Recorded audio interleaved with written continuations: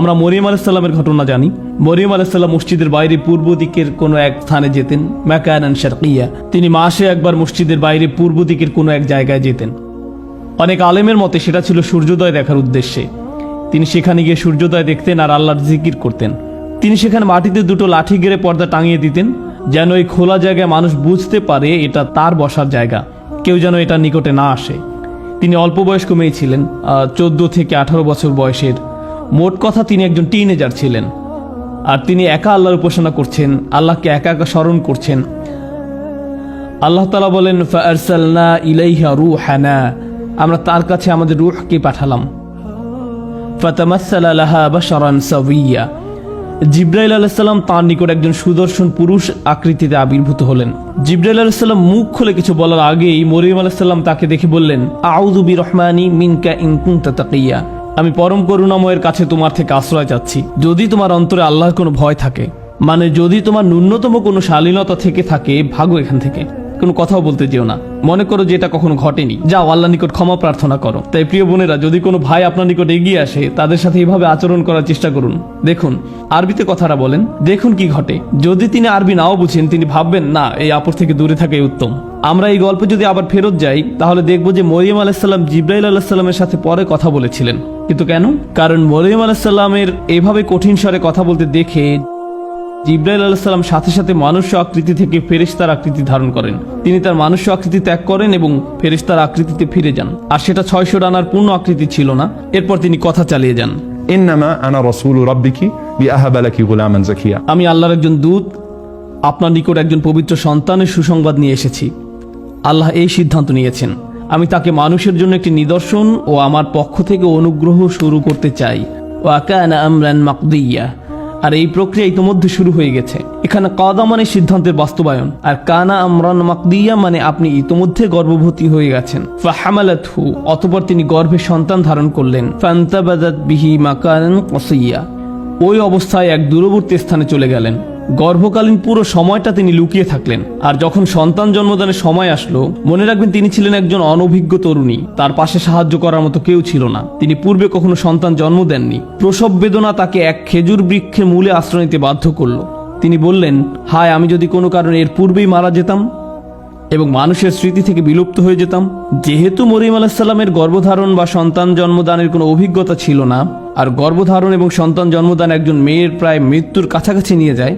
মহিলারা যারা শুনছেন তারা হয়তো ভাবছেন, হ্যাঁ আমরা জানি। যেহেতু গর্ভধারণ এবং সন্তান জন্মদান একজন মেয়েকে প্রায় মৃত্যুর কাছাকাছি নিয়ে যায়, মনে করছিলেন তিনি মারা যাচ্ছেন। ফানাদাহা মিন তাহতিহা আল্লা তাহজানি, জিবরাইল আলাইহিস সালাম এই সময়টাতে তাকে সান্ত্বনা দিতে লাগলেন।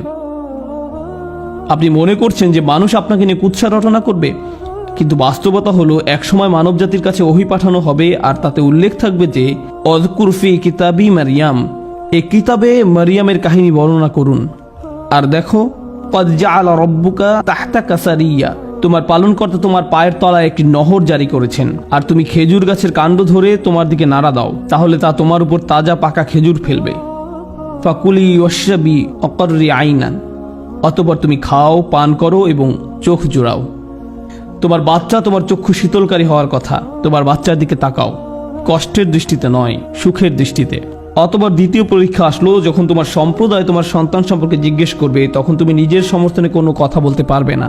এবং ইতিমধ্যে মরিয়ম আলাইহিস সালামের পূর্ণ বিশ্বাস তৈরি হয়ে গেল যে আল্লাহর সাহায্য তার সাথেই রয়েছে। তাই মরিয়ম আলাইহিস সালাম যখন তার সম্প্রদায়ের সম্মুখীন হলেন, তিনি জানতেন না যে আল্লাহ কিভাবে তাকে রক্ষা করবেন। কিন্তু যেহেতু তাকে সঠিক উপায়ে প্রশিক্ষিত করা হয়েছে, আল্লাহর উপর তার নির্ভরতা চূড়ান্ত রূপে আবির্ভূত হলো। তিনি ভাবলেন কিছু একটা ঘটতে যাচ্ছে, আর ঠিকই আল্লাহ সুবহানাহু ওয়া তাআলা তাকে পুরস্কৃত করলেন। এখানে জিবরাইল আলাইহিস সালাম ঈসা আলাইহিস সালামের দায়িত্ব গ্রহণ করেন।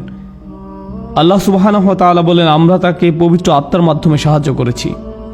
এমনকি আল্লাহ এটাকে ঈসা আলাইহিস সালামের প্রতি একটি অনুগ্রহ হিসেবে উল্লেখ করেন, আমি তোমাকে পবিত্র আত্মার মাধ্যমে সাহায্য করেছি। ঈসা আলাইহিস সালামকে জিবরাইল আলাইহিস সালামের মাধ্যমে তার সারা জীবন জুড়ে সাহায্য করা হয়।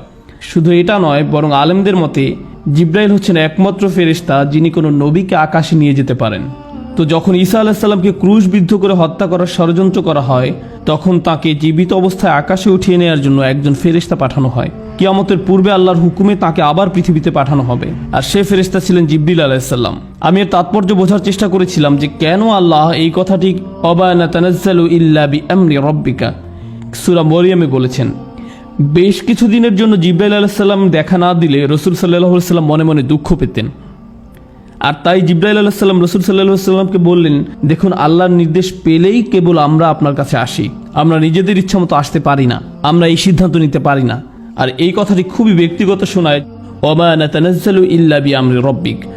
কেন সূরা মরিয়মে? ইসলামী পণ্ডিতদের মতে এই সূরায় বর্ণিত প্রত্যেক নবীর ঘটনায় জিবরাইল আলাইহিস সালামের গুরুত্বপূর্ণ ভূমিকা রয়েছে। চিন্তা করে দেখুন, জাকারিয়া, মারিয়াম, ঈসা, ইব্রাহিম, মুসা, ইদ্রিস, ইসমাঈল আলাইহিসসালাম, ওনাদের সবার জীবনে জিবরাইল আলাইহিস সালাম গুরুত্বপূর্ণ ভূমিকা পালন করেন। তাই এই সূরাতেই রাসূল সাল্লাল্লাহু আলাইহি ওয়াসাল্লামকে বলা হয়েছে, দেখুন, আমরা শুধু আল্লাহর হুকুমেই অবতরণ করি জ্ঞান নিয়ে। আর তখন জিবরিল আলাইহিস সালামের আগমনে আপনি সন্তুষ্ট হয়ে যাবেন। ফেরেশতাদের মাঝে যিনি রাসূল সাল্লাল্লাহু আলাইহি ওয়াসাল্লামের সবচেয়ে নিকটবর্তী ছিলেন, যিনি রাসূল সাল্লাল্লাহু আলাইহি ওয়াসাল্লামকে সহযোগিতা করেছেন, তার প্রতিরক্ষার ব্যবস্থা করেছেন, তিনি ছিলেন জিবরিল আলাইহিস সালাম। অন্য একটি বর্ণনা রাসূল সাল্লাল্লাহু আলাইহি ওয়াসাল্লাম আরো বলেন, ما بين نبي إلا له وزيران من أهل السماء ووزيران من أهل الأرض। প্রত্যেক নবীকেই আল্লাহ সুবহানাহু ওয়া তাআলা দুনিয়া থেকে দুজন এবং আকাশ থেকে দুজন মন্ত্রী দান করেছেন। আমাকে দিয়ে আকাশের দুজন মন্ত্রী হলেন জিবরিল এবং মিকাল, আর দুনিয়া থেকে প্রদত্ত দুজন হলেন আবু বকর এবং ওমর রাদিয়াল্লাহু তাআলা আনহু।